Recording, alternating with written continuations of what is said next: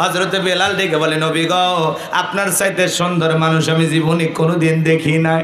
ও নবী আপনি কালেমার দাওয়াত দেন, আমার একটু কালেমা পড়ে মুসলমান বানায় দেন। বিশ্বনবী হযরত বেলালকে পড়ায় দিলেন লা ইলাহা ইল্লাল্লাহু মুহাম্মাদুর রাসূলুল্লাহ সাল্লাল্লাহু আলাইহি ওয়াসাল্লাম। হযরতে বেলাল কালেমা পড়ে মুসলমান হয়ে গেল।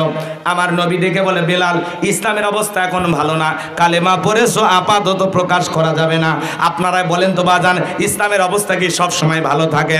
আজও তাম পৃথিবীর দিকে তাকায় দেখেন ওই জালেমদের টার্গেট ইসলাম আর মুসলমানকে বিদায় করা। আমার ভাইয়েরা হযরতে বেলাল দিকে বলে নবী ও নবী আমার মনি বোমায়কে একদিন বলেছিলাম উঠদম বা ছাগল পেশাব পায়খানা করে দেয়, এই ঘরে থাকতে আমার বড় কষ্ট হয়, আমার জন্য একটা ভালো ঘর বাড়ির ব্যবস্থা করে দেন। ও মায়ে দেখে বলে বেলাল রে উঠদম বা ছাগলের দাম আমার কাছে আছে, কিন্তু তোর মতো কালো হাফসি বেলালের দাম আমার কাছে নাই। নবী গো আমার জীবনের কোনো দাম নাই, আপনি শুধু আমাকে দোয়া করে দেন মৃত্যু পর্যন্ত যেন কালেমার পথে টিকে থাকতে পারি। এই কথা বলে হযরতে বেলাল চলে গেলেন। পরের দিন সকালবেলা সূর্য উদয় হয়ে গেছে, অনেকটা বেলা হয়ে গেছে, বেলাল দরজা খোলে না। অন্যান্য চাকর বাকর যারা আছে এরা লালিশ নিয়ে চলে গেছে। ও মায়ের কাছে যায় বলে নেতা এখন পর্যন্ত বেলাল দরজা খোলে নাই, তাই নাকি? বলে হ্যাঁ ঠিক আছে চলো যাই। এইবার বেলালকে ডাক দেয় এ বেলাল দরজা খোল। হযরতে বেলাল দরজা খোলে না, জোরে করে ধাক্কা মারছে, দরজা খুইলা গেছে। ও মায়ে তাকায় দেখে যেই রাত্রিতে হযরতে বেলাল কালেমা পড়ে মুসলমান হয়েছে ওই রাত্রিতে একটা উটদুম বা ছাগলের কাছে কোনো পেশাব পায়খানা নাই। জোরে বলেন মারহাবা। এইবার ওমায় ডেকে বলে এ চাকরের দল বেলালের বিরুদ্ধে মিথ্যা অভিযোগ দাও, তোমরা যখন ঘুমাচ্ছিলে বেলাল তখন ময়লা আবর্জনা পরিষ্কার করেছে, তাকায় দেখো না একটা উটদুম বা ছাগলের কাছে কোনো পেশাব পায়খানা নাই, যাও নিজেদের কাজ করো। ওদেরকে তাড়িয়ে দেওয়ার পরে এক পা দুপা করে বেলালের কাছে চলে গেলেন। যায় বলে বেলাল ও বেলাল। বেলাল কোনো কথা বলে না, হালকা করে ধাক্কা মারছে। যখন বেলালের জবান দিয়ে কালেমার আওয়াজ বের হয়েছে তখন জোরে বলেন মারহাবা। বেলালের কণ্ঠে কালেমার আওয়াজ শোনার পরেও মা ডেকে বলে বেলাল তোমার জবান দিয়ে সব কি শুনলাম, তুমি কি মুসলমান হয়েছো? হযরতে বেলাল ডেকে বলে মুসলমান হয় যারা মিথ্যা কথা বলতে পারে না তারা ওয়াকুলু কওলান সাদিদা। মুসলমানেরা হবে সত্যবাদী, মুসলমানেরা কখনো মিথ্যাবাদী হতে পারে। আর আমাদের সমাজে মিথ্যাবাদী আছে না নাই? বলতো হেলিকপ্টার দিয়ে পানি দিয়েছি, পরে দেখা গেল বুলেট মারছে। কথা বোঝেন নাই? ওরা যে কত মিথ্যাবাদী ছিল বাজান গো। অনেকে রাগ করতে পারেন, বেশি আমি বলতেছি না, কষ্ট মনের মধ্যে নেবেন না। আল্লাহর খাঁটি মুমিন বান্দা যারা মিথ্যা কথা বলতে পারে না তারা কথা বলেন ঠিক কিনা? হযরতে বেলাল ডেকে বলে গতকাল রাত্রি যে বিশ্বনবীর হাতে হাত রেখে আমি কালেমা পড়ে মুসলমান হয়েছি। এই কথা শোনার পরে ও মায়ে ডেকে বলে বেলাল রে উটদুম বা ছাগলের মালিক বানায় দেব, থাকার জন্য ভালো কোয়ার্টারের ব্যবস্থা করে দেব, এখনো সময় আছে। আব্দুল্লাহর বেটা মুহাম্মদ সাল্লাল্লাহু আলাইহি সাল্লামের ধর্ম ত্যাগ করো। হযরতে বেলাল ডেকে বলে ও মাইয়া দুনিয়ার কোনো পার্থিব সম্পদের বিনিময়ে বেলাল তার ঈমান বিক্রি করবে না। ও মা এই কথা শোনার পরে ডেকে বলে আমার কথা না শুনলে আমাদের বড় নেতা আবু জেহেলকে ডাক দেব, খবর পৌঁছায় দেব আবু জেহেলের কানে। হযরতে বেলাল দেখে বলে কোন বড় নেতা ছোট নেতা এখন কাউকে গোনার টাইম নাই। আমি দুনিয়ার কোন আবু জেহেলকে ভয় করি না, আমি ভয় করি আমার আল্লাহকে। আল্লাহ ছাড়া দুনিয়ার কোন মানুষকে ভয় করা জায়েজ নাই। কথা কয় না কে? আপনারা তো ভয় পাচ্ছেন নাকি? ভয় পাচ্ছেন? ভয় নাই, ভয় নেই।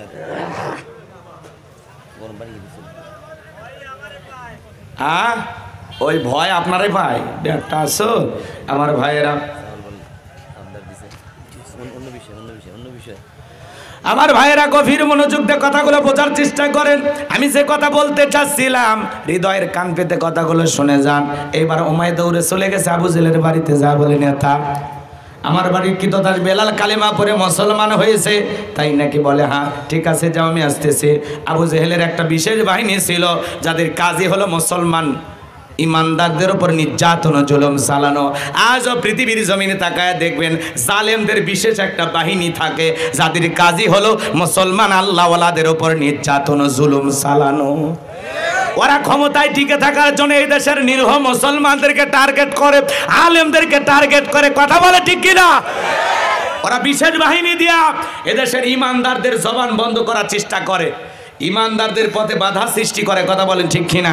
আর বাস্তব প্রমাণ আপনারা দেখেছেন কিনা? আজও গরুর গোস্ত খাওয়ার অপরাধে মুসলমানকে হত্যা করা হয়। আজও কাশ্মীরে মুসলমান মারে, ফিলিস্তিনিতে মুসলমান মারে। মনে রাখবেন, ওই জালেমদের শেষ পরিণতি হবে পরাজয়, আর ইমানদারদের শেষ পরিণতি হবে বিজয়। বিজয়ের মালা মুসলমানেরাই গলায় পড়বে ইনশাআল্লাহ।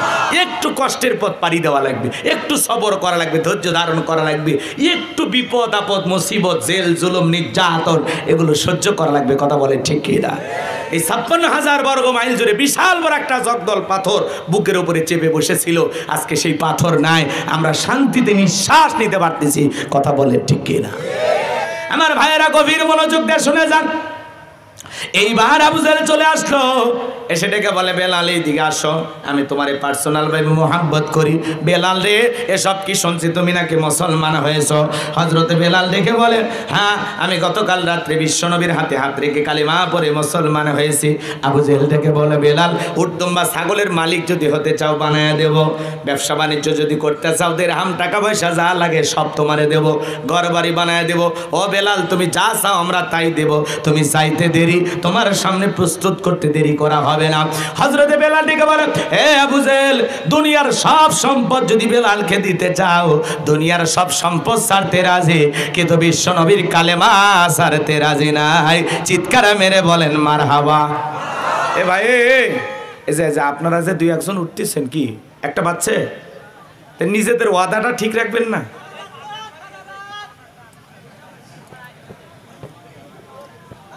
না, কষ্ট হইলে বলেন, আমিও ছেড়ে দিয়ে আপনারাও বাঁচেন। জুমার রাত বেশি কষ্ট দেব না আপনাদেরকে, ওটা বসা করবেন না, নিজেদের ওয়াদা ঠিক রাখবেন। আমি বলছি না ওয়াদা ভঙ্গ করা কিসের লক্ষণ? তা আপনার ওয়াদা আপনি খেলাফ করবেন কেন? সামান্য এই কয়েক মিনিটের জন্য বীরের মতো বসে থাকেন, শেষ পর্যন্ত মজা পাবেন। খারাপ লাগে নাকি? নাকি ওই কথাগুলো বলাতে ওনাদের ভক্ত নাকি রাগ করে যেতেও পারে? ভক্ত থাকবে না? 16 বছরের মায় কি এত তাড়াতাড়ি কাটে? হ্যাঁ হ্যাঁ, থাকবেই ওই গ্রুপের কিছু লোক। সেদিন এক মাহফিলে গেছি, বাপ রে বাপ, কি গরম! সব গরম ঠান্ডা হয়ে যাবে। আমরা শান্ত মানুষ, ভদ্র মানুষ, এদের কিছু বলি না। রাগ করতেছেন মনে হয়? বাজান গো, আপনারা আমাকে একটু একটা পর্যন্ত সময় দিয়া সহযোগিতা করেন। আমি যে কথা বলতে চাচ্ছিলাম, এইবার আবু জাহেল ডেকে বলে, বেলাল রে, এত বড় লোভনীয় প্রস্তাব দিলাম, রাজি হইল না। সোজা আঙ্গুলে ঘিউ না উঠলে আঙ্গুলে একটু বাঁকা করা লাগবে। এই কথা বলে যুবকদেরকে লিলিয়ে দিল, বেলালকে চাবুক দিয়ে পিঠাও। হযরতে বেলালকে চাবুক দিয়ে পিঠানো শুরু করা হলো। এরা যত জোরে চাবুক মারে, বেলাল তত জোরে আল্লাহর নামের জিকির করে। চিৎকার মেরে বলেন মারহাবা। চাবুক দিয়ে পিটাইতে পিটাইতে কালো চামড়া গুলো ফেটে রক্ত ঝরতেছে। এরপরে বেলালের জবানের জিকিরে বন্ধ নাই। আবু জাহেল ডেকে বলে, বেলাল, চাবুক দিয়ে পিটাই রক্ত ছড়াইলাম, এরপরে কি নবী মুহাম্মদ সাল্লাল্লাহু আলাইহি সাল্লামের কালেমা ছাড়বি না? হযরতে বেলাল ডেকে বলে, আবু জাহেল রে, মারতে মারতে যদি মেরেও ফেলে দাও, জীবনটা দিতে রাজি, কিন্তু নবীজির কালেমা ছাড়তে রাজি নাই। বলেন আল্লাহু আকবার। এইবার যুবকদেরকে লিলিয়ে দিল। বেলালের পায়ের রশি লাগায়া উঠের পায়ের সাথে বেঁধে মরুভূমির উত্তপ্ত গরম বালিতে ছেঁচড়াইয়া নিয়ে ঘোরা ঘোরা। আরবের বালিগুলো এত গরম ছিল, চাল দিলে মুড়ি হয়ে যেত। আমার ভাইয়েরা, সেই উত্তপ্ত গরম বালিতে হযরত বেলালকে ছেঁচড়াইয়া নিয়ে ঘোরা হলো। বাবলা গাছের কাটা গলো জিব্বার ভিতরে পিরিগের মতো মারা গলো। বিকেলবেলা নিয়ে এসে বলে, বেলাল, চাবুক দিয়ে পিটাইলাম, পায়ের রশি লাগাই না ঘুরলাম, এত নির্যাতন জুলুম করা হলো রে বেলাল, তারপরে কি নবী মুহাম্মদ সাল্লাল্লাহু আলাইহি সাল্লামের কালেমা ছাড়বি না? হযরতে বেলাল দেখে বলে, আবু জাহেল রে, মারতে মারতে যদি মেরেও ফেলে দাও, বেলালের নিঃশ্বাস থাকবে যতদিন, বেলাল ইসলামের পথে টিকে থাকবে ততদিন। বলেন আল্লাহু আকবার। এইবার সবাইকে মিলে আবু জাহেল ডেকে বলে, এ যুবকের দল, যাও বিশাল বড় একটা পাথর নিয়ে আইসা বেলালের বুকের উপরে চাপায়া দাও। বেলালের বুকের উপরে বিশাল বড় একটা পাথর চাপায়া দিয়া আবু জাহেল মনে মনে ভাবলো, এই পাথরের চাপার আঘাতে বেলাল মারা যাবে। এই কথা ভেবে আবু জাহেল চলে গেল। বেলালের বুকের উপরে বিশাল বড় পাথর, এরপরে চোখের পানি ছেড়ে দিয়া জিহ্বা নাড়ায়া জিকির করে কার? আপনাকে তো জিকির করার জন্য কেউ পিটায় না, মারে না, ধমক দেয় না, পাথর তুলে দেয় না, বেলালের মতো চাবুক দিয়ে পিঠায় না।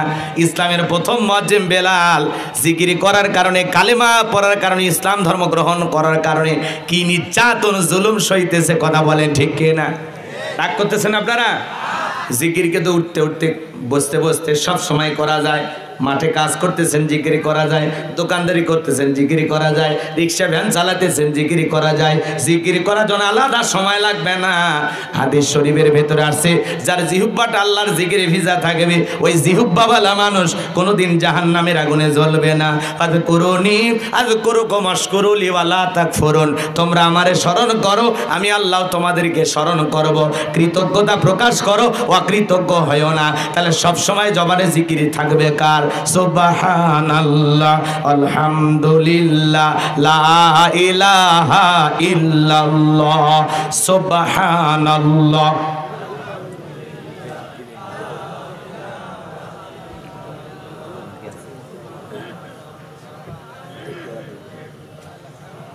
সুবহানাল্লাহ, আলহামদুলিল্লাহ, লা ইলাহা ইল্লাল্লাহু মুহাম্মাদুর রাসূলুল্লাহ সাল্লাল্লাহু আলাইহি ওয়াসাল্লাম। কষ্ট হচ্ছে আপনাদের? যুবক যারা আছো বিরক্ত হইতেছ? তোমার জন্য স্পেশাল ওয়াজ আছে, একটু সামনে যাইতে দাও। এসে গেছি। মা বোন যারা বসে আছেন মা, একটু অপেক্ষা করেন। আমার ভাইয়েরা, আমি যে কথা বলতে চাচ্ছিলাম গভীর মনোযোগ দিয়ে শোনেন। আমার ভাইয়েরা, হযরত বিলালের বুকের উপর বিশাল বড় পাথর, এরপরে জিহ্বানার আল্লাহর জিকির করে আর আল্লাহকে ডেকে বলে, আল্লাহ তুমি তো সেই আল্লাহ, ইব্রাহিমের জন্য যদি নমরুদের আগুনকে ফুলের বাগান বানায় দিতে পারো আল্লাহ, তুমি কে পারো না? আমি বেলালের বুকের উপরে পাথর থাকার কারণে তোমার মতো মালিকের জিকির করতে বড় কষ্ট হয়। ও আল্লাহ, তুমি কি পারো না বেলালের বুকের পাথরটাকে তুলার মতো নরম বানায় দিতে? হযরতে বেলাল দোয়া করতে দেরি, আসমানের মালিক আল্লাহ দোয়া কবুল করতে দেরি করে নাই। বেলালের বুকের পাথরটাকে আমার আল্লাহ তুলার মতো নরম বানিয়ে দিয়েছেন। বলুন আল্লাহু আকবার। এইবার বেলালের নিঃশ্বাসের সাথে পাথর ওঠে আর নামে। আল্লাহকে ডাকলে, ডাকার মতো ডাকলে আল্লাহ অবশ্যই সাড়া দেয়। কথা কন। বেলাল ছিলেন আশিকে রাসূল, নবীর পাগল। নবীজি যখন মক্কা নগরীতে পথ চলতো, হযরত বেলাল একবার ডানে যায় একবার বামে যায়। আমার নবী ডেকে বলে, বেলাল বুঝি না, একবার ডানে যাও একবার বামে যাও, ব্যাপারটা কি? হযরত বেলাল ডেকে বলে, নবী আপনি কালেমার দাওয়াত দেন, ইসলামের প্রসার করেন, ওই কাফেরা হলো আপনার শত্রু, আপনাকে টার্গেট করে যদি তীর নিক্ষেপ করে গো নবী, ওই তীরটা যেন সর্বপ্রথম আমি বেলালের বুকের ভিতরে ঢোকে। আমি বেলাল মারা গেলে ইসলামের ক্ষতি হবে না, আপনি নবী মারা গেলে ইসলাম আর মাথা উঁচু করে সামনের দিকে দাঁড়াতে পারবে না। চিৎকার মেরে বলুন আল্লাহু আকবার। আশিকে রাসূল, নবীর পাগল বেলাল, নবীকে কতটা মহব্বত করতেন, ভালোবাসতেন, চিন্তা করা যায়? আমার ভাইয়েরা, নবীজি যেদিন ইন্তিকাল করেছিলেন, ছোট্ট বাচ্চার মতো বেলাল ফুফিয়ে ফুফিয়ে কান্না করে। সাহাবায়ে কেরাম ডেকে বলে, বেলাল এভাবে কান্না করো না, এভাবে ভেঙে পড়ো না।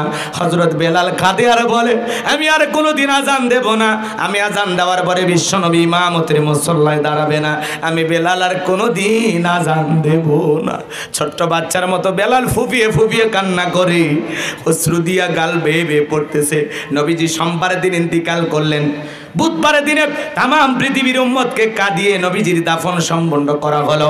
বেলাল ডেকে বলে, আমি মদিনায় থাকবো না, মদিনায় থাকলে আমি পাগল হয়ে যাব। মদিনা ছেড়ে চলে গেলেন দামেস্কে।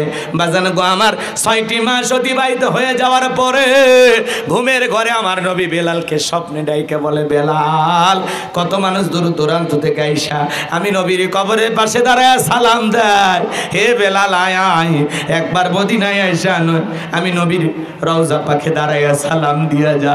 এ বেলাল আয় আয় মদিনায় আয়। নবীজি যখন ঘুমের ঘরে বেলালকে স্বপ্নে ডাক দিলেন, আমার ভাইরা হযরত বেলাল আর দেরি করলেন না। পরের দিন সকালবেলায় মদিনায় চলে আসলেন। সাহাবায়ে কেরাম দেখে বলে, বেলাল কতদিন হয়ে গেল তোমার কণ্ঠে আজান শুনি, একবার আজান দাও। হযরত বেলাল দেখে বলে, না আমি আজান দেওয়ার পরে নবীজি ইমামতির মুসল্লায় দাঁড়াবেন, আমি বেলাল আর কোনোদিন আজান দেব না। ছোট ছোট বাচ্চারা পর্যন্ত ভিড় জমাইছে, শত শত মানুষ চতুর্দিক দিয়ে বেলালকে দেখার জন্য আসতেছে। নবীর নাতি হাসান আর হুসাইন, দুইটা ভাই দুইটা হাত ধরে ডেকে বলে, ও নানু ভাই, নানাও চলে গেছে, তুমি আমাদেরকে ছেড়ে চলে গেছো। ও নানু ভাই দাও না একবার আজান দাও, আমি হুসাইন কতদিন হয়ে গেল তোমার আজান শুনি না। হযরতে হুসাইন যখন হাতটা ধরে নানু ভাই বলে ডাক দেয়, বেলাল তাকায়া দেখে হুসাইনের চেহারার উপরে মনে হয় বিশ্বনবীর চেহারা মোবারক ভেসে উঠেছে। মনে হয় মদিনার নবী ডাইকে বলে, বেলাল দে না একবার আজান দে, আমি নবীও কতদিন হয়ে গেল তোর কণ্ঠে আজান শুনতে পাই না। হযরতে হুসাইন যখন হাতটা ধরে নানু ভাই বলে ডাক দেয়, ও নানু ভাই দাও না একবার আজান দাও। হুসাইনের অনুরোধ আর ফেলাইতে পারলেন না।